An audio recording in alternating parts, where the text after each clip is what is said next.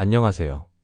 오늘은 마이클 세일러가 추천하는 비트코인 낙관론에 대해서 요약해 드리겠습니다. 구독과 좋아요 부탁드려요. 시작합니다.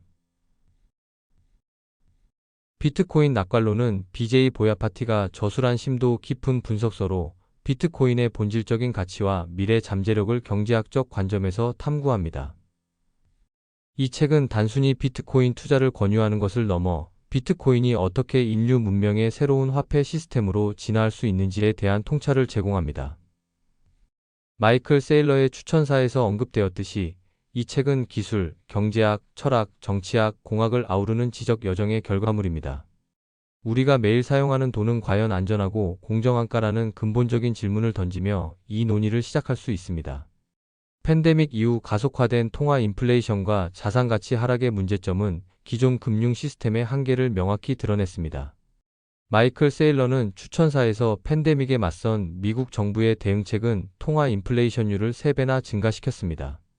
사실상 자본 비용은 20%를 초과한 것이나 다름없었고 기존의 재정 투자 전략으로 기대할 수 있는 수익률은 0%였습니다. 이는 현금 비축과 미래 현금 흐름 부담을 가중시켰습니다. 이러한 상황은 비트코인에 대한 관심이 단순히 투기적 욕구에서 비롯된 것이 아니라 기존 화폐 시스템의 근본적인 문제에서 출발했음을 시사합니다. 이러한 맥락에서 비트코인의 등장은 단순한 기술적 혁신을 넘어 기존 금융 시스템의 불안정성과 인플레이션 압력에 대한 시대적 요구와 필연적 대안으로 볼 수 있습니다. 현재의 경제적 환경은 비트코인이 있으면 좋은 것이 아니라 필요에 의해 등장한 것이라는 깊은 의미를 부여합니다. 이는 비트코인에 대한 회의론이 단순히 기술적 이해 부족에서 비롯된 것이 아니라 기존 시스템의 문제점을 간과하거나 인정하지 않으려는 경향에서 올 수 있음을 나타냅니다. 즉, 비트코인 낙관론은 기술적 분석을 넘어 거시경제적, 심지어 철학적 관점까지 포함하는 폭넓은 시각을 제공합니다. 제1부 화폐의 기원과 비트코인의 탄생, 물물 교환의 한계와 화폐의 필요성. 인류 초기 사회의 물물 교환은 욕구의 쌍방간 일치 문제로 인해 극도로 비효율적이었으며 이는 거래 규모와 지리적 범위를 크게 제한했습니다. 사과 농부가 어부와 거래하고자 할 때 어부가 동시에 사과를 원하지 않는다면 거래는 성사되지 않는 것과 같은 상황이었습니다. 이러한 한계를 극복하기 위해 인류는 희귀하고 상징적인 가치를 지닌 특정 수집품 예를 들어 조개껍질, 동물의 이빨, 푸싯돌을 원시 화폐로 사용하기 시작했습니다. 닉 자보는 수집품의 원시적이고 궁극적인 진화론적 기능은 부의 저장과 이전을 위한 매개체였습니다. 라고 설명하며 이는 화폐의 첫 번째 기능이 가치 저장 수단이었음을 강조합니다. 수집품은 서로 적대적이었던 부족 간 거래를 가능하게 하고 대대손손 부를 이전할 수 있게 함으로써 원시 화폐 역할을 수행했습니다. 사이퍼펑크 운동과 디지털 화폐의 도전.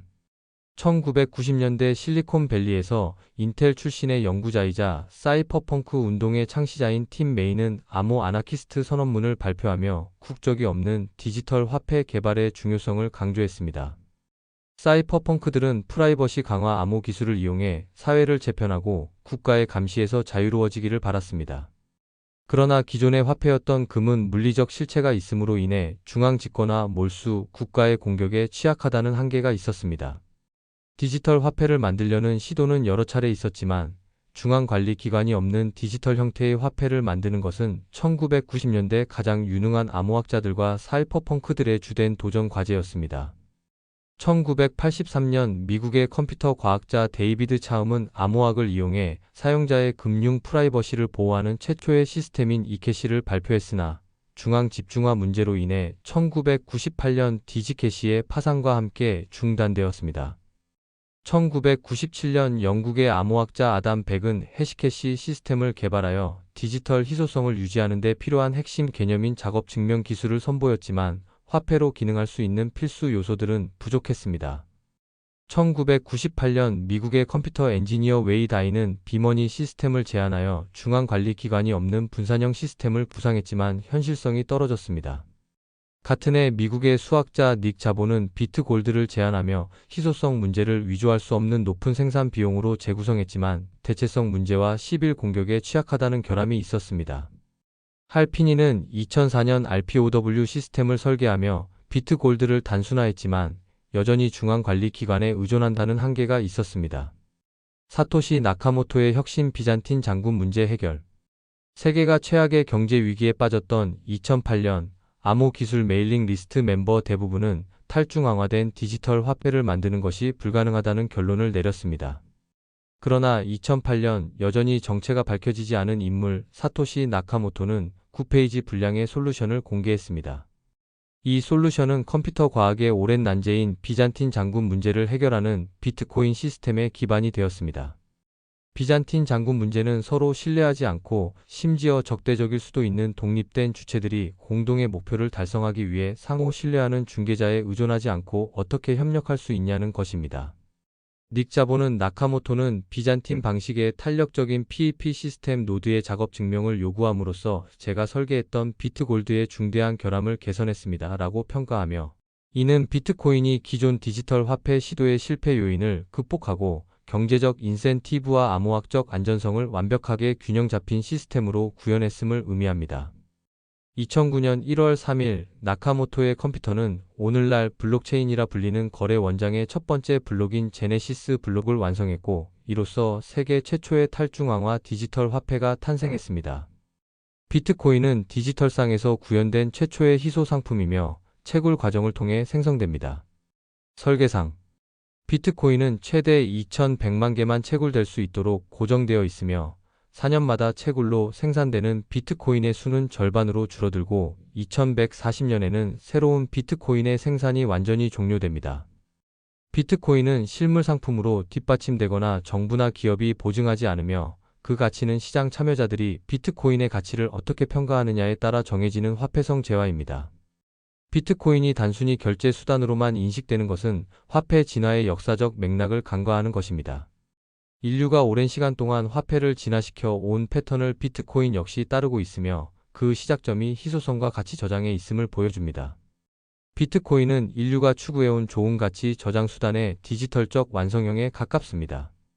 이는 비트코인의 본질적 가치가 기술적 혁신뿐 아니라 인류의 경제적 본능과 역사적 경험에 뿌리를 두고 있음을 시사합니다.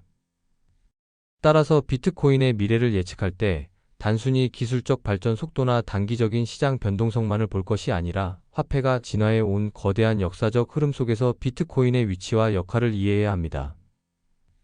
이는 비트코인의 장기적 잠재력을 더욱 확고히 합니다. 사토시 나카모토의 천재성은 개별 기술의 발명보다는 기존 기술과 경제학적 원리를 종합하여 작동하는 시스템을 설계하는 데 있었습니다. 비트코인의 새로운 아이디어나 암호화 기술은 없었지만 기존의 난제 비잔틴 장군 문제와 실패한 시도비트 골드의 결합을 경제적 인센티브와 암호학적 안전성이 완벽하게 균형을 이루는 시스템으로 통합하여 해결했습니다. 이러한 통합과 설계 능력은 비트코인의 견고함이 특정 기술 하나에 의존하는 것이 아니라 여러 요소들이 유기적으로 결합된 시스템적 안정성에 있음을 의미합니다. 즉, 비트코인은 단순히 암호화폐가 아니라 사회경제적 시스템으로서의 의미가 더 큽니다. 비트코인의 안정성과 지속 가능성을 평가할 때 개별 기술의 취약성만을 볼 것이 아니라 시스템 전체의 설계 철학과 경제적 인센티브 구조가 얼마나 견고한지를 봐야 합니다. 이는 비트코인이 단순한 소프트웨어 프로젝트가 아니라 인류의 신뢰 시스템을 재편할 수 있는 사회공학적 산물임을 강조합니다. 제2부 좋은 화폐의 조건과 비트코인의 우월성. 화폐의 8가지 핵심 특성 설명. 좋은 가치 저장 수단은 시간이 흐를수록 수요를 증가시키고 가격 경쟁에서 우위를 갖도록 하는 특성들을 지닙니다. 이 책은 이상적인 가치 저장 수단이 갖춰야 할 8가지 특성을 제시합니다. 내구성 재화는 부패하거나 쉽게 파괴되지 않아야 합니다. 예를 들어 밀은 이상적이지 않음. 휴대성 재화는 운반과 보관이 쉽고 분실이나 도난으로부터 안전해야 하며 장거리 무역이 용이해야 합니다. 예로 소는 금팔찌보다 우수하지 않음. 대체 가능성 재화는 같은 양의 다른 재화와 구별 없이 교환 가능해야 합니다. 대체성이 없다면 욕구의 쌍방간 일치 문제가 해결되지 않습니다. 예로서 불규칙한 다이아몬드보다 금이 우수함. 인식성 재화의 진품 여부를 빠르게 식별하고 검증할 수 있어야 합니다. 검증이 쉽다면 수취인의 신뢰도가 높아지며 거래가 성사될 가능성 또한 높아집니다. 분할성 재화는 쉽게 분할할 수 있어야 합니다. 이는 무역이 활발해지면서 교환 수량이 더 적고 정밀해지면서 점차 중요해졌습니다. 희소성, 화폐성 재화는 위조 불가능한 희소성이 있어야 합니다. 다시 말해, 재화는 넘쳐나거나 쉽게 얻을 수 있거나 대량으로 생산할 수 없어야 합니다. 희소성은 가치 저장 수단의 가장 중요한 특성인데 인간의 타고난 수집욕을 활용하기 때문입니다. 유구한 역사, 오랜 기간 동안 사회에서 가치를 인정받은 재화일수록 더 매력적인 가치 저장 수단입니다.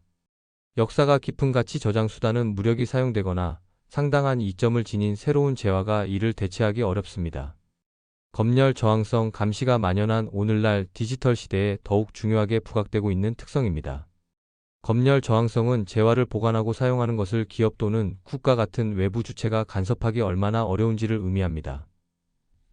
내구성, 금은 파라오의 금처럼 수천 년 후에도 사용 가능할 정도로 내구성이 뛰어납니다.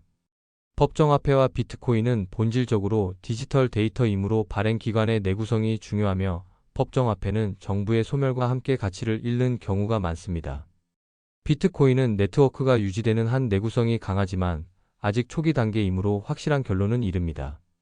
휴대성 비트코인은 수억 달러의 가치를 작은 USB 드라이브에 저장하거나 지구 반대편에 순식간에 전송할 수 있어 가장 휴대성이 뛰어납니다. 법정화폐도 디지털 형태로는 휴대성이 뛰어나지만 정부 규제와 자본 통제로 인해 거액 송금이 며칠 걸리거나 아예 불가능할 때도 있습니다. 금은 밀도가 높아 휴대성이 매우 떨어지며 실물 운송은 비용과 위험이 큽니다.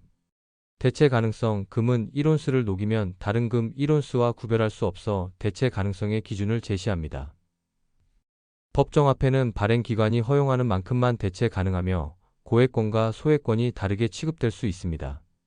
비트코인은 네트워크 내에서 대체성이 있지만 블록체인의 모든 거래가 기록되어 특정 비트코인이 불법 거래에 사용될 경우 오염된 비트코인으로 간주될 수 있어 금만큼 대체 가능하지 않습니다.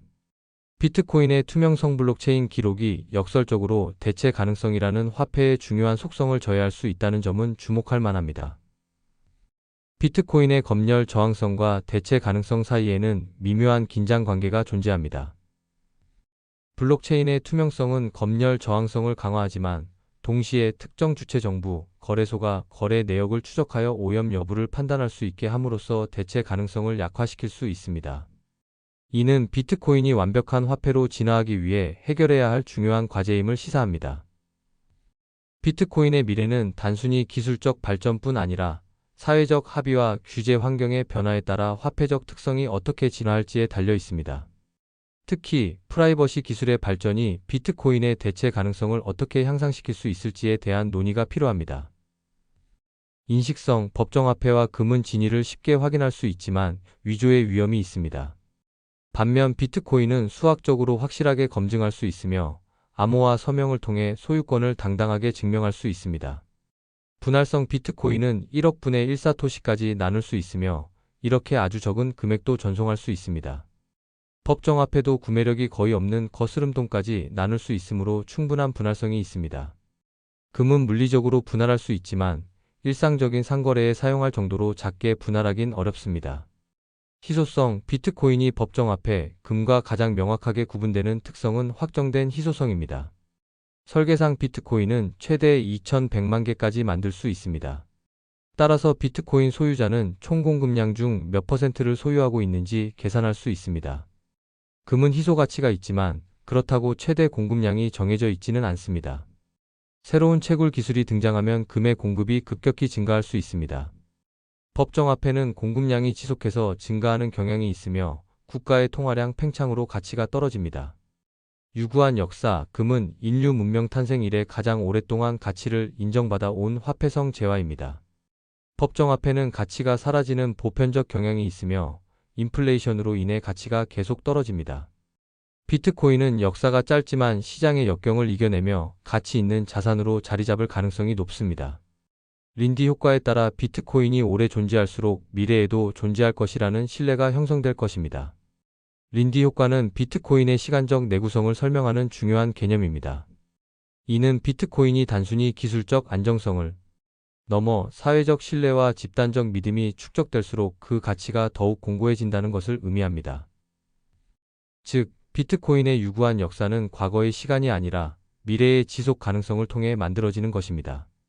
비트코인 투자는 단순히 기술적 분석을 넘어 인류가 새로운 화폐 시스템에 대한 신뢰를 구축하는 사회적 실험에 대한 투자이기도 합니다. 이는 비트코인의 장기적 가치를 예측하는 데 있어 기술적 요인만큼이나 사회적, 심리적 요인의 중요성을 강조합니다. 검열 저항성 비트코인이 불법 활동에 유용하게 쓰일 수 있었던 진짜 이유는 무허가성이라는 특성 때문입니다. 비트코인 네트워크에서 비트코인이 전송될 때 거래 승인 여부에 개입하는 사람은 없습니다. 분산형 PEP 네트워크인 비트코인은 태생적으로 검열에 대한 내성이 있습니다. 이는 국가가 은행 등을 규제하는 법정화폐 시스템과 대조적입니다. 금은 물리적 특성 때문에 운송이 어려워 국가 통제에 취약합니다. 이러한 비교를 통해 비트코인이 전통적인 화폐와 현대 화폐 법정화폐에 비해 어떤 면에서 우월한 화폐로서의 잠재력을 가졌는지 명확하게 드러납니다. 특히 희소성과 검열 저항성이라는 현대 사회에서 중요성이 부각되는 특성에서 비트코인이 압도적인 우위를 점한다는 점은 비트코인의 가치 제한을 직관적으로 이해시킵니다. 이 비교는 시청자들에게 비트코인의 가치를 단순히 가격 변동성으로만 판단할 것이 아니라 화폐 본연의 기능과 특성이라는 심층적인 관점에서 이해하도록 돕습니다. 제3부 화폐의 진화 과정과 비트코인의 현재 위치, 화폐화의 4단계 수집품에서 회계 단위까지. 현대 화폐 경제학에서 화폐는 항상 다음 4단계를 거쳐 진화합니다. 윌리엄 스탠리 제본스는 역사적으로 보면 금의 첫 번째 역할은 장식용으로 가치 있는 상품, 두 번째 역할은 부의 저장, 세 번째 역할은 교환의 매개 수단, 그리고 마지막으로 가치 척도 역할을 한 것으로 보입니다. 라고 설명하며 화폐의 진화 순서가 가치 저장이 교환의 매개보다 선행됨을 명확히 합니다. 수집품, 진화는 재화의 고유한 특성이 만드는 수요로부터 시작되며 주로 소유자의 소장품으로 여겨졌습니다. 조개 껍질, 구슬, 금은 모두 화폐로 사용되기 전까지 수집품이었습니다. 가치 저장 수단, 수집품에 대한 충분한 수요가 생기면 시간이 흘러도 가치가 보존되는 수단으로 진화하게 됩니다. 특정 재화가 가치 저장 수단으로 널리 인식되면 점점 더 많은 사람이 재화를 찾게 되면서 구매력이 상승합니다. 재화가 충분히 유통되고 가치 저장 수단으로 수요가 줄어들면 구매력은 결국 안정화될 것입니다. 교환의 매개 수단, 재화가 가치 저장 수단으로 완전히 자리 잡게 되면 구매력이 안정화되고 재화를 교환의 매개 수단으로 사용하는 데 드는 기회비용이 적절한 수준으로 줄어들 것입니다.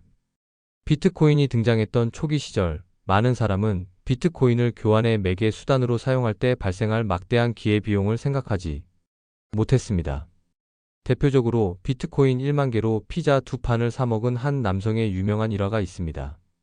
회계 단위 재화가 교환의 매개 수단으로 널리 사용되면 상품 가격이 해당 화폐 단위로 책정됩니다. 즉, 대부분 상품에 재화의 교환비를 적용할 수 있게 됩니다. 오늘날 다양한 상품 가격이 비트코인 단위로 책정된다는 생각은 흔히 범하는 오해입니다. 예를 들어, 커피 한 잔을 비트코인으로 구매할 수는 있지만 이 가격은 진짜 비트코인 가격이 아닌 판매자가 원하는 달러 가격을 현재 USDBTC 시장 환율에 따라 비트코인으로 환산한 가격입니다. 비트코인은 현재 수집품 단계에서 가치 저장 수단으로 전환되고 있는 초기 단계에 있습니다. 금의 화폐화 전환은 수세기에 걸쳐 이루어졌지만 비트코인은 불과 10여 년 만에 여러 과대 광고 사이클을 거치며 빠르게 진화하고 있습니다. 이는 디지털 기술과 글로벌 네트워크의 발달이 화폐의 진화 속도를 전례 없이 가속화하고 있음을 보여줍니다.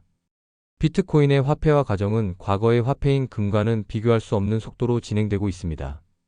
이는 정보의 확산 속도, 글로벌 유동성의 연결성, 그리고 디지털 자산의 국경 없는 특성 때문입니다. 즉, 비트코인이 디지털 금이라는 비유를 넘어 디지털 시대에 최적화된 새로운 형태의 화폐로서 기존 화폐의 진화 패턴을 압축적으로 경험하고 있음을 의미합니다. 이러한 가속화된 진화는 비트코인 투자에 대한 기회와 위험을 동시에 증폭시킵니다. 빠른 채택은 폭발적인 성장을 가져올 수 있지만 예측 불가능한 변동성과 급격한 변화에 대한 적응력 또한 요구됩니다. 이는 투자자들이 기존 금융시장의 렌즈가 아닌 디지털 시대의 화폐 진화라는 새로운 관점으로 비트코인을 바라봐야 함을 강조합니다. 통화 프리미엄과 경로 의존성의 개념. 화폐화가 진행될수록 화폐성 재화의 구매력은 급등하게 됩니다. 이는 화폐성 재화의 구매력과 고유한 사용성으로 얻을 수 있는 교환 가치 간의 차이인 통화 프리미엄 때문입니다. 재화가 화폐화 단계를 거치면서 통화 프리미엄은 점점 증가하게 됩니다. 화폐성 재화의 가격 움직임은 현재의 수요와 과거 가격 사이의 연관성을 따르는데 이를 경로 의존성이라고 합니다. 이는 화폐의 가격이 내재 가치보다는 채택률에 따라 변한다는 것을 의미합니다. 월스트리트의 유명 펀드 매니저 조시 브라운의 사례는 경로 의존성을 잘 보여줍니다. 그는 비트코인을 2,300달러에 샀다가 가격이 오르자 더 이상 못 사겠다고 했지만 중국 규제로 가격이 폭락하자 더 떨어졌으면 좋겠다고 말했습니다. 이는 싸다와 비싸다는 개념이 화폐성 재화에 아무런 의미가 없음을 보여줍니다. 화폐성 재화의 가격은 현금 흐름이나 내재 가치가 반영된 것이 아닌 다양한 화폐의 용도로 얼마나 널리 채택되었는지를 나타내기 때문입니다. 화폐의 경로 의존성을 더욱 복잡하게 만드는 것은 시장 참여자가 단순히 미래 통화 프리미엄을 예측하여 사고 파는 무심한 관찰자 역할만 하는 것이 아닌 적극적인 전도자 역할도 한다는 점입니다. 통화 프리미엄은 객관적이지 않기 때문에 현금 흐름이나 실수요로 가치가 결정되는 일반적인 재화의 특성보다는 화폐성 재화로서 우월한 특성을 설파하는 것이 전도하는 데 훨씬 더 효과적입니다. 비트코인 시장 참여자들의 전도자 역할은 단순한 마케팅을 넘어 강력한 네트워크 효과를 창출하고 강화하는 핵심 동력입니다. 이는 비트코인이 기술이 아닌 사회적 현상으로서의 특성을 강하게 띠고 있음을 보여줍니다. 사용자 수가 늘어날수록 가치가 상승하고 이 상승이 다시 새로운 사용자 유입을 촉진하는 선순환 구조가 형성됩니다. 비트코인의 가치 평가에 있어 기술적 분석과 함께 사회적 채택률 커뮤니티의 활성도가 중요한 지표가 됩니다. 이는 전통적인 자산 평가 방식으로는 비트코인의 가치를 온전히 이해하기 어렵다는 점을 시사하며 집단 지성과 집단 심리가 화폐의 가치 형성에 미치는 영향을 강조합니다. 비트코인의 과대 광고 사이클과 반감기 효과 분석. 비트코인 가격은 가트너 과대 광고 사이클과 유사한 프랙털 패턴을 따르는 것으로 보입니다. 각 사이클은 신기술에 관한 관심이 폭발적으로 증가하면서 시작되며 해당 사이클에 참여할 수 있는 시장 참여자들이 가격을 상승시킵니다. 사이클의 초기 매수자들은 자신이 투자하는 기술의 혁신성에 강한 확신이 있습니다. 결국 신규 참여자의 유입이 고갈되며 시장의 열기는 절정에 달하고 근본적인 기술보단 단기간의 수익에 더 관심이 있는 투기꾼들이 매수를 주도하게 됩니다. 과대 광고 사이클이 정점을 지나면 가격의 급락과 함께 투기적 열풍은 절망과 대중의 조롱, 그리고 기술이 전혀 혁신적이지 않았다는 인식으로 대체됩니다. 결국 가격이 바닥을 치고 정체기에 접어들면 강한 신념으로 폭락의 고통을 견뎌낸 기존 투자자들은 기술의 중요성을 인식한 새로운 투자 집단과 합류하게 됩니다. 비트코인 시장은 총 4번의 굵직한 가트너 과대 광고 사이클을 겪었습니다. 1차 사이클 2010년 7월부터 2011년 7월까지 마운트 곡스 거래소 등장 후 시작된 첫 사이클로 무국적 디지털 화폐의 잠재력에 매료된 이념적 동기를 가진 투자자들이 꾸준히 유입되었습니다. 로저버와 로스 울브리히트 같은 자유주의자들은 비트코인으로 할 수 있는 반체제 활동의 가능성에 흥미를 느꼈습니다. 울브리히트가 만든 실크로드 웹사이트는 비트코인을 이용한 불법 마약 구매를 촉진하며 디지털 화폐 초기 수요의 원천이 되었습니다. 2차 사이클 2011년 8월에서 2013년 12월까지 아르헨티나의 바네스 카사레스와 같은 대담하고 용감한 투자자들이 등장하여 비트코인을 설파하며 마인드 바이러스를 퍼뜨렸습니다. 윙클보스 형제도 이 사이클에 참여했습니다. 마운트 곡스 거래소가 이 시기 주요 유동성 공급원이었습니다. 3차 사이클 2014년 1월에서 2017년 12월까지 사이퍼펑크 정신과 이념적인 연관성이 전혀 없는 얼리 어답터 투자자들이 처음으로 대거 유입되었습니다. 전 세계 비트코인 사용자는 약 1200만 명에서 1400만 명 이상으로 증가했습니다. 이 사이클은 수많은 알트코인의 출시로 인한 투기 과열로 끝이 났습니다. 4차 사이클 2018년 1월 이후 유동성 공급원이 다양해지고 성숙해지면서 장외거래 중개업체, 신뢰도가 개선된 인가된 거래소, 시카고 상품 거래소 같은 선물 시장이 등장했습니다. 폴 투더 존스, 스탠리 드루켄밀러와 같은 저명한 자산 관리사들과 테슬라, 마이크로 스트래티지, 스퀘어 같은 상장 기업들이 비트코인에 투자했습니다. 이번 사이클에서는 기관 수요가 강력한 역할을 할 것으로 보이며 비트코인은 글로벌 S자 수용 곡선의 얼리 어답터 단계에서 일찍 사는 다수 단계로 접어들 것입니다. 비트코인 공급은 채굴을 통해 이루어지며 약 4년에 한 번씩 블록 보상이 절반으로 줄어드는 반감기가 발생합니다. 반감기는 채굴자의 매도 압력을 절반으로 줄여 비트코인 가격 상승을 촉발하며 이는 비트코인의 주기적인 과대 광고 사이클의 원인이 될 수 있습니다. 반감기 발생 시점이 확정되어 있음에도 불구하고 지금까지는 반감기가 가격에 적절히 반영되지 않았고 오히려 반감기 이후에 가격이 급격히 치솟는 경향이 있었습니다. 이는 반감기가 새로운 과대 광고 사이클을 촉발할 때 해당 사이클에 참여할 수 있는 집단의 규모와 투자 의향이 불분명했기 때문으로 설명될 수 있습니다. 제4부 비트코인에 대한 오해와 현실적 위험, 거품, 변동성, 비싼 수수료 등 일반적인 오해 해소. 비트코인에 대한 많은 비판은 화폐의 본질과 진화 과정을 제대로 이해하지 못해서 발생합니다. 이러한 오해들을 해소하는 것은 비트코인의 내러티브를 강화하고 대중의 인식을 개선하는 데 중요합니다. 비트코인은 거품이다. 비트코인이 거품이라는 비판은 통화 프리미엄 때문입니다. 그러나 모든 화폐에는 통화 프리미엄, 즉 사용 수요 가격에 대한 초과분이 존재합니다.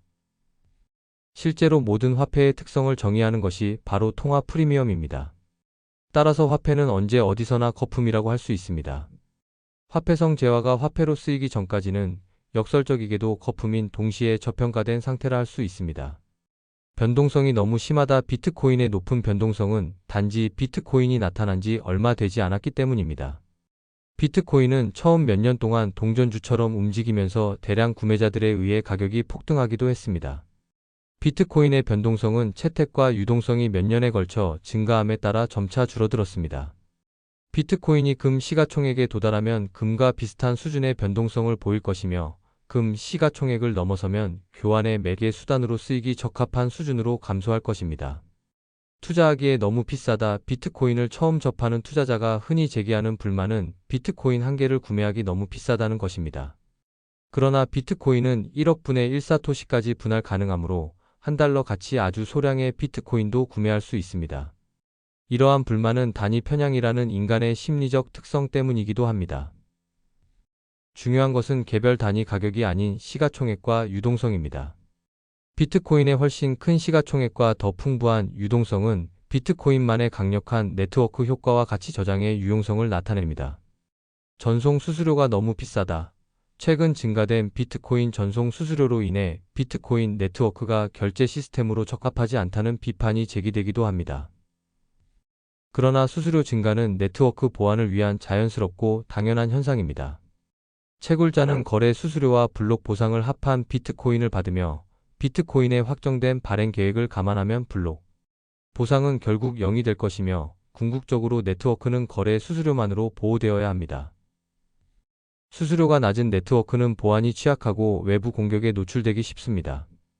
비트코인이 가치 저장 수단으로 확고히 자리 잡았을 때 비로소 교환 수단으로 적합해질 것이며 대부분의 소액 거래는 라이트닝 네트워크와 같은 레이어의 솔루션에서 이루어질 것입니다.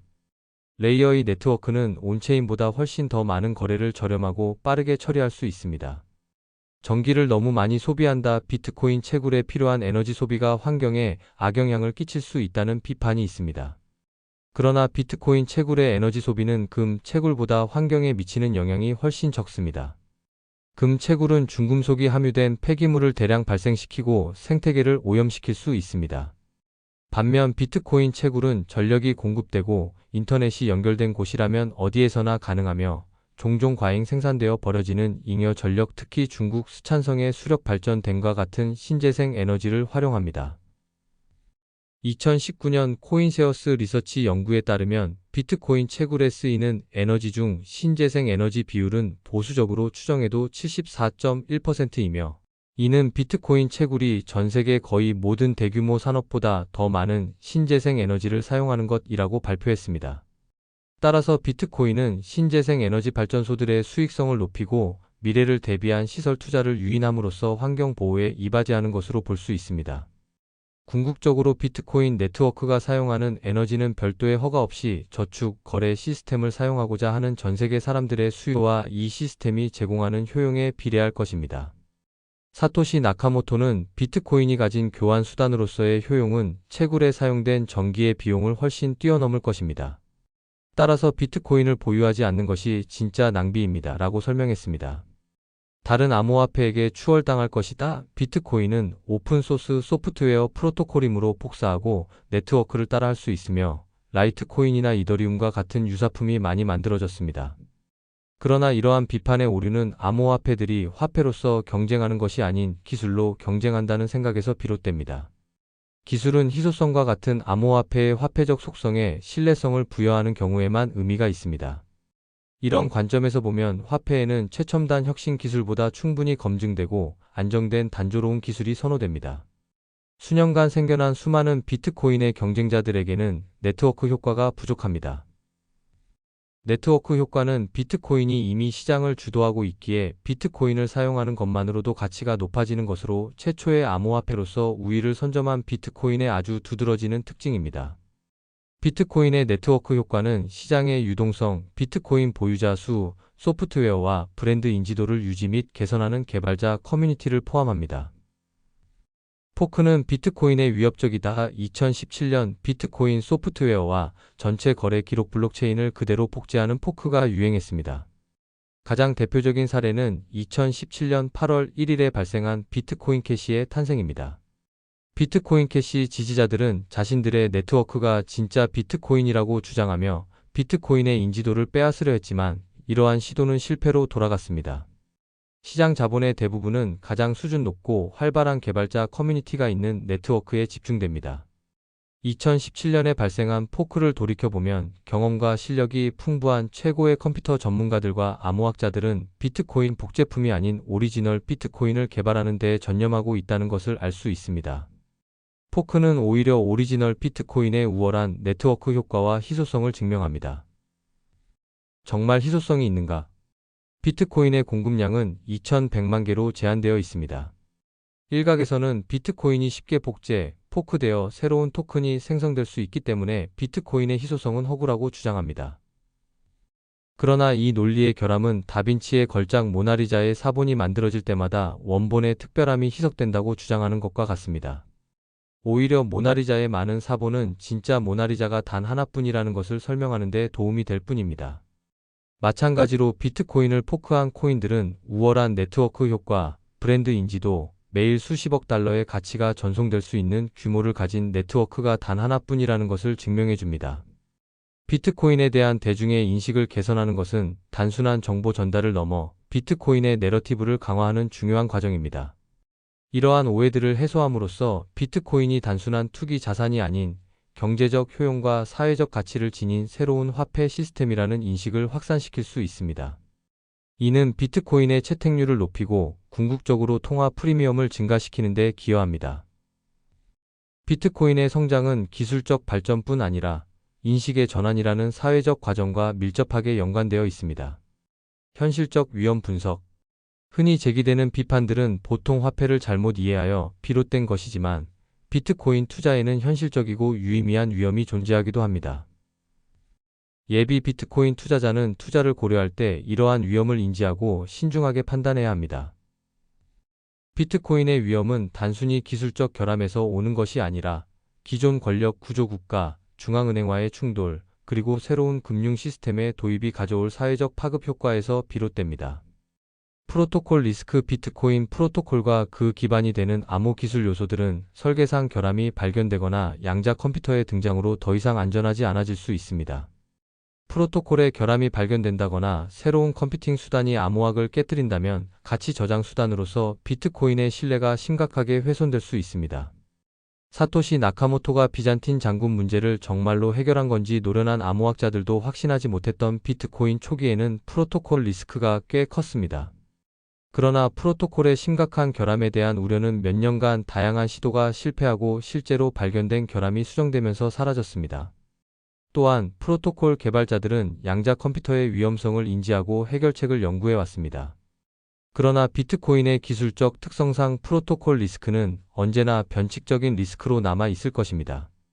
국가 차원의 공격 리스크. 국가 차원의 공격 리스크는 비트코인 역사 초기부터 암초처럼 도사리고 있었으며 오늘날에도 투자자들이 고려해야 할 가장 심각한 리스크로 남아 있습니다. 사토시 나카모토는 2010년 위키리크스 WIKILEAKS가 기부금을 비트코인으로 모으는 것에 우려를 표하며 비트코인 초기 시스템이 아직 국가의 공격을 견딜 수 있을 만큼 충분히 탄력적이지 않다고 설명했습니다.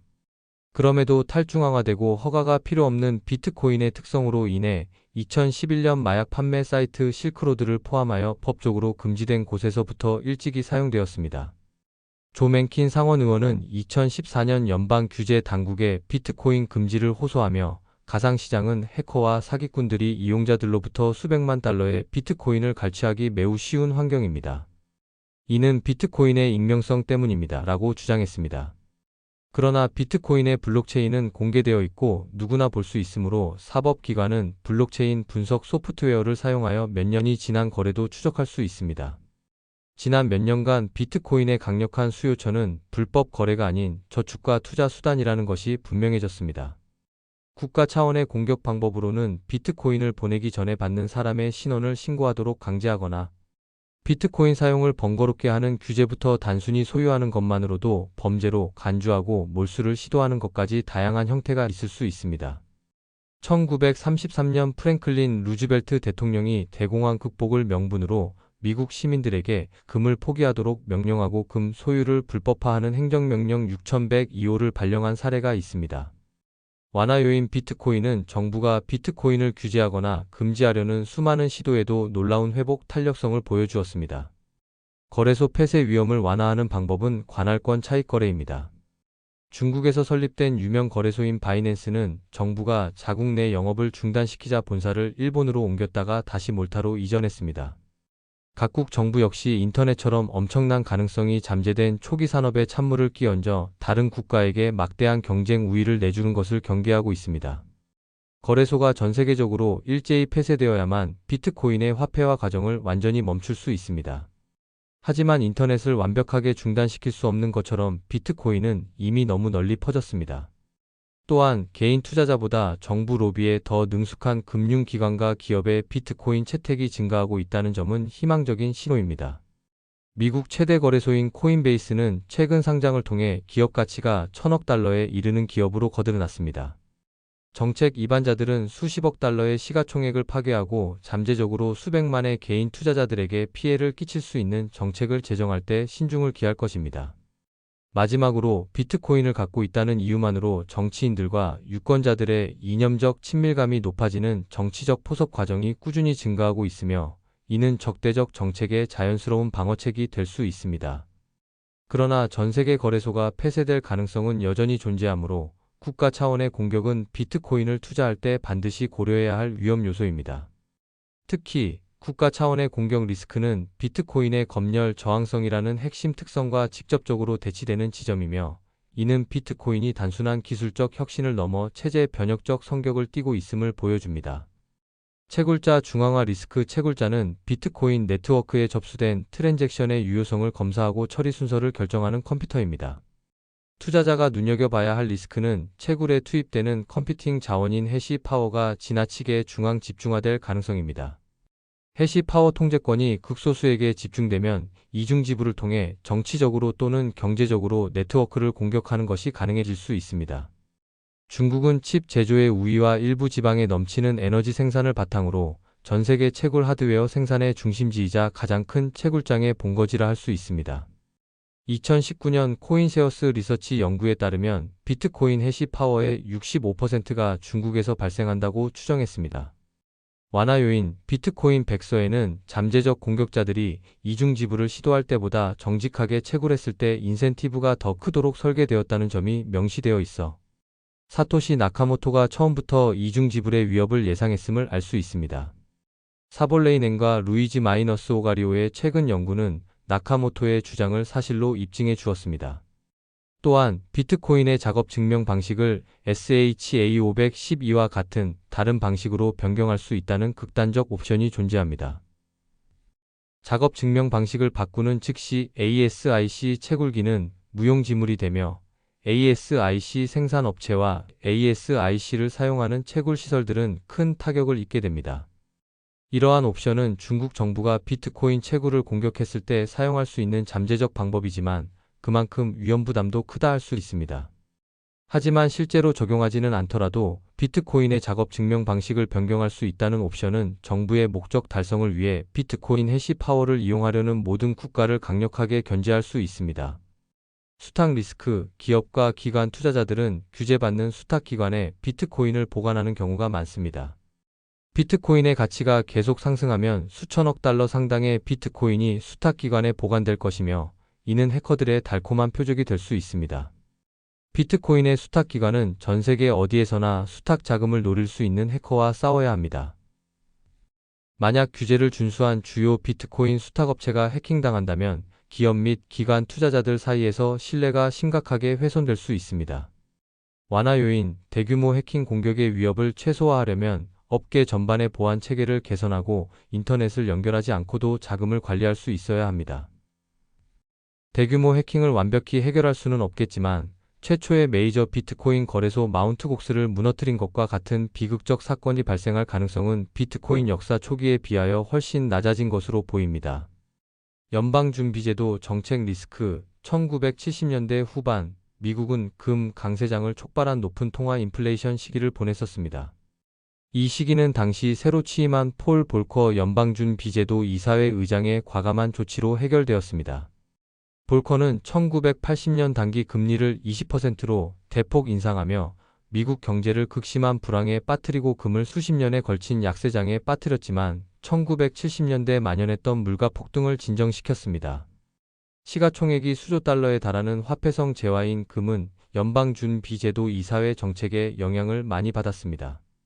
비트코인은 아직 규모가 작기 때문에 주로 신규 투자자의 유입에 따라 가격이 변동됐지만 시가총액이 금과 비슷해지면 연방준비제도 정책으로 인한 거시경제적 위험에 직면하게 될 것입니다. 완화 요인 그러나 1970년대 후반과 비교했을 때 오늘날 미국의 재정 상황은 크게 달라졌습니다.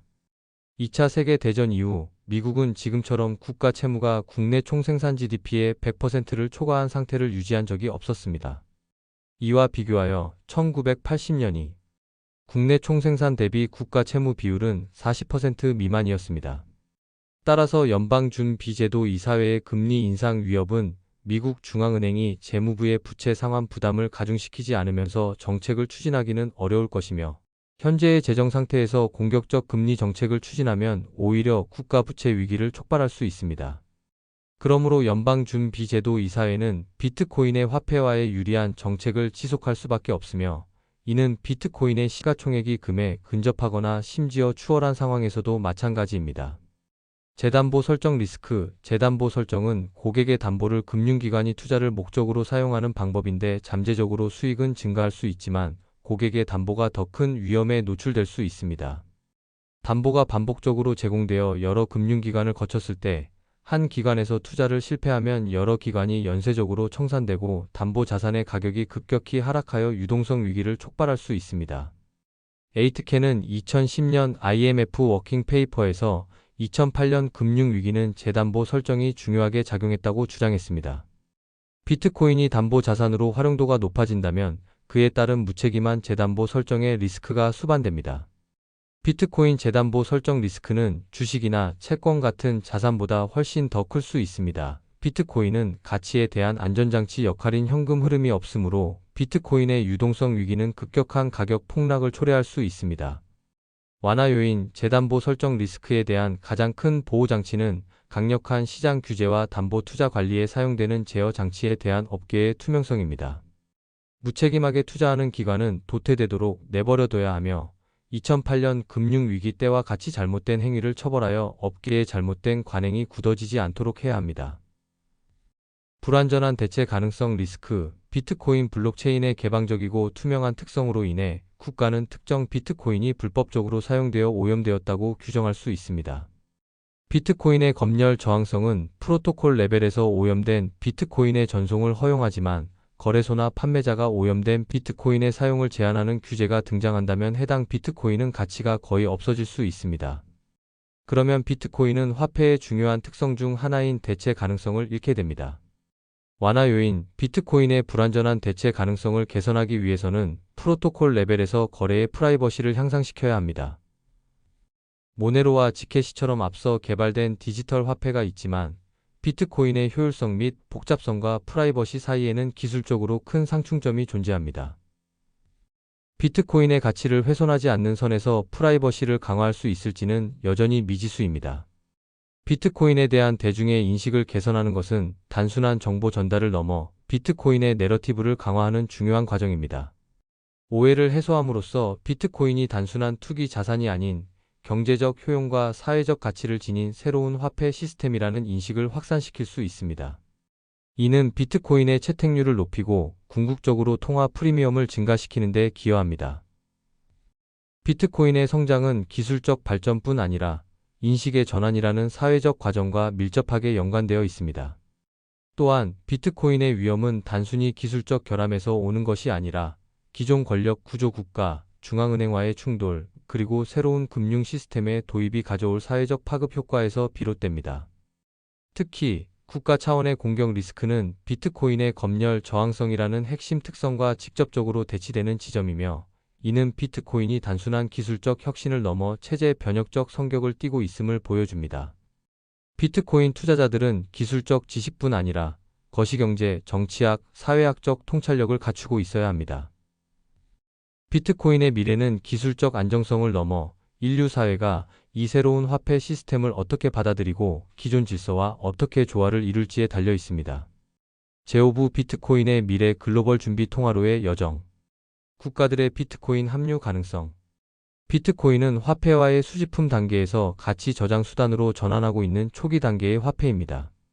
비주권적 화폐성 재화인 비트코인은 19세기의 근본이제 시절 금처럼 미래의 어느 시점에 글로벌 준비 통화가 될 가능성이 있습니다. 비트코인 시가총액이 금에 가까워질수록 국가들이 외환보유고에 비트코인을 편입할 가능성이 높아집니다. 공식적으로 외환보유고에 비트코인을 편입하는 첫 번째 국가가 등장하면 다른 국가들도 앞다퉈 비트코인을 편입할 가능성이 높으며, 이는 비트코인이 글로벌 준비 통화가 되는 길을 열 수 있습니다. 현재 미국은 비트코인 규제에 우호적인 반면 중국과 러시아는 적대적이라는 점은 매우 아이러니한 상황입니다. 그러나 비트코인이 세계 준비 통화가 되어 달러를 대체하게 될 때 미국은 지정학적으로 큰 타격을 입을 수 있습니다. 1960년대 샤를 드골은 브레튼 우주회의에서 만들어진 국제 통화 질서로부터 미국이 누리는 엄청난 특권을 비판했습니다. 중국과 러시아 정부는 비트코인이 준비 통화로서 갖는 지정학적 이점을 아직 제대로 인식하지 못하고 있으며, 오직 비트코인이 내부 시장에 미칠 영향에만 신경을 곤두세우고 있습니다. 그러나 결국 중국과 러시아도 준비 통화로서 비주권적 가치 저장 수단이 갖는 엄청난 이점을 깨닫게 될 것입니다. 월스트리트 저널은 중앙은행과 규제 당국이 비트코인의 붕괴가 아닌 달러의 대안으로 부상할 가능성을 더 심각한 위험으로 인식하고 있음을 보여주는 논평을 실었습니다. 향후 몇 년간 비트코인을 규제해서 자유롭게 하려는 기업가와 혁신가, 그리고 자신들의 산업과 화폐 발권력의 혼란을 막고자 비트코인을 규제하려는 은행업계와 중앙은행 사이에 큰 충돌이 일어날 것입니다. 교환의 매개 수단으로의 전환과 레이어의 솔루션. 널리 가치를 인정받지 못한 화폐성 재화는 교환의 매개 수단으로 쓰이지 않을 것입니다. 화폐성 재화가 가치를 널리 인정받아 구매력이 치솟으며 가치 저장 수단이 되면 교환을 위해 재화를 포기해야 하는 기회비용이 발생합니다. 가치 저장 수단을 포기하는 데 드는 기회비용이 매우 낮은 수준으로 떨어질 때 비로소 교환의 매개 수단이 될 수 있습니다. 법정화폐는 신뢰가 무너지는 순간 하이퍼 인플레이션이 발생하며 가치가 폭락할 수 있습니다. 하이퍼 인플레이션으로 법정화폐의 신뢰가 완전히 깨지면 아무도 법정화폐를 받지 않게 되며 물물교환 사회로 회귀하거나 다른 화폐 단위의 교환 수단으로 완전히 대체될 것입니다. 짐바브웨 달러가 미국 달러로 대체된 것이 이 과정의 한 예입니다. 비트코인은 국경을 넘어 쉽게 전송할 수 있고 은행 시스템이 필요 없으므로 하이퍼인플레이션으로 고통받는 사람들에게 이상적인 화폐성 재화가 될 수 있습니다. 가치가 점점 사라지는 법정화폐가 지금까지의 역사적 흐름을 그대로 따라가게 된다면 비트코인은 글로벌 가치 저장 수단으로, 그리고 법정화폐의 도피처로 점점 더 인기를 얻게 될 것입니다. 한 국가의 화폐가 폐지되고 비트코인으로 대체된다면 비트코인은 그 나라에서 일반적으로 통용되는 교환의 매개 수단으로 전환될 것입니다.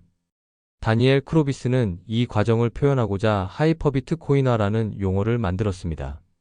비트코인 네트워크는 커피나 빵을 사는 것과 같은 소액 결제에는 적합하지 않으나 글로벌 금융 시스템을 뒷받침하는 고액 송금 결제에는 여전히 유용할 것입니다. 비트코인을 이용한 소액 결제는 라이트닝 네트워크와 같이 비트코인 네트워크 위에 구축된 레이어의 솔루션에서 이루어질 것입니다. 할피니는 2010년에 전 세계의 모든 금융거래를 모든 사람에게 전파하고 블록체인에 기록하기엔 비트코인만으로는 역부족입니다. 더 가볍고 효율적인 2차 레벨의 결제 시스템이 필요합니다. 저는 비트코인의 궁극적인 운명이 자체 디지털 화폐를 발행하는 은행의 준비 통화 역할, 즉 본원 통화가 되는 것이라 믿습니다. 라고 작성했습니다. 피니는 비트코인이 가치 저장 수단, 즉 그의 표현처럼 준비 통화로 먼저 자리 잡아야 한다는 것을 암묵적으로 인정했습니다. 비트코인이 자리를 잡으면 상위 레이어 시스템을 이용해 일상의 결제에 사용될 수 있을 것입니다. 그는 비트코인이 비자나 페이팔과 직접 경쟁하는 결제 시스템이 아니라 새로운 글로벌 금융 시스템의 기반이 될 비주권적 가치 저장 수단으로서 훨씬 더 중요한 역할을 할 것이라는 점을 이해했습니다. 결론입니다. 비트코인 낯괄로는 비트코인이 화폐화의 초기 단계에 있으며 비주권적 가치 저장 수단으로서 글로벌 준비 통화가 될 가능성을 제시합니다. 사토시 나카모토는 비트코인이 전 세계 상거래 일부에 사용된다고 가정하면 2100만 개뿐인 비트코인의 개당 가치는 훨씬 더 높아질 것입니다. 라고 언급했습니다. 할피니는 비트코인이 성공하여 전 세계에서 사용되는 주요 결제 시스템이 된다면 비트코인 한 개의 가치는 1천만 달러에 이를 수 있다고 예측했습니다. 비트코인이 본격적인 준비 통화로 쓰이지 않고 단순히 비주권적 가치 저장 수단으로서 금과 경쟁한다 하더라도 현재의 비트코인은 상당히 저평가되어 있습니다. 현존하는 금 시가총액 약 10조 달러를 현재까지 발행된 비트코인 공급량에 대입해보면 비트코인 한 개의 가치는 약 54만 달러로 산출됩니다. 좋은 가치 저장 수단으로 적합한 화폐성 재화의 특성을 고려하면 유구한 역사를 제외한 모든 항목에서 비트코인은 금과 비슷하거나 우월합니다. 시간이 흐르며 린디 효과가 적용됨에 따라 유구한 역사라는 특성도 더 이상 비트코인의 경쟁 우위가 되지 못할 것입니다. 따라서 향후 10년 안에 비트코인이 금의 시가총액에 근접하거나 이를 넘어설 것이라는 예상은 결코 터무니없는 것이 아닙니다. 다만 이러한 주장에서 주의할 점은 금 시가총액 중 상당 부분을 중앙은행이 보유하고 있다는 것입니다. 비트코인이 금 시가총액에 도달하거나 넘어서려면 국가들의 참여가 필요합니다. 서구 민주주의 국가들이 비트코인을 보유할지는 불분명하며 안타깝게도 보잘것없는 독재 국가들과 약탈 국가들이 비트코인 시장에 먼저 진입할 가능성이 더 높습니다. 국가들이 비트코인 시장에 참여하지 않더라도 비트코인에 대한 낙관적 전망은 여전히 유효합니다. 비주권적 가치 저장 수단으로 개인 및 기관 투자자만 사용한다 해도 비트코인은 여전히 수용 곡선의 초기 단계에 있습니다. 소위 말하는 초기 대다수는 이제 막 시장에 진입한 반면 대다수의 후발주자들이 진입하기까지는 아직도 몇 년이 더 걸릴 것으로 보입니다. 개인 투자자, 특히 기관 투자자의 참여가 확대된다면 10만 달러에서 25만 달러도 충분히 기대할 수 있습니다. 비트코인을 보유하는 것은 전 세계 사람들이 참여할 수 있는 몇 안 되는 비대칭 투자 중 하나입니다. 콜 옵션과 마찬가지로 투자 손실 가능성은 1배로 제한되는 반면 잠재적 상승 가능성은 아직도 100배 이상입니다. 비트코인은 정부의 잘못된 재정 운영으로부터 자산을 보호하며 규모와 범위는 오직 전 세계 사람들의 열망만으로 형성되는 최초의 진정한 글로벌 거품입니다. 실제로 비트코인은 2008년 글로벌 금융 대참사 중앙은행의 정책으로 촉발된 재앙의 잿더미에서 불사조처럼 나타났습니다. 비트코인은 금융적인 측면을 넘어 비주권적 가치 저장 수단으로서 두각을 나타내며 지정학적으로도 중대한 영향을 끼치게 될 것입니다. 인플레이션을 유발하지 않는 글로벌 준비 통화는 정부의 주된 자금 조달 메커니즘을 인플레이션에서 직접 과세로 바꾸게 할 것이며 이는 정치적으로 그다지 달가운 상황이 아닐 것입니다.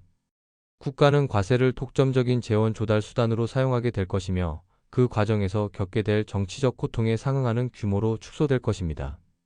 또한 어떠한 국가도 특권을 누려선 안 된다는 샤를 드골의 열망을 충족시키며 세계 무역이 안정화될 것입니다. 드골은 우리는 세계대전이라는 큰 불행이 닥치기 전과 마찬가지로 논란의 여지가 없는 화폐, 그리고 특정 국가의 표식이 없는 화폐를 기반으로 국제 무역이 이루어져야 할 필요가 있다고 생각합니다. 라고 말했습니다. 지금으로부터 50년 후 그 화폐의 기반은 비트코인이 될 것입니다. 여기까지 책의 내용을 소개했습니다. 구독과 좋아요 부탁드려요. 행복한 하루 되세요.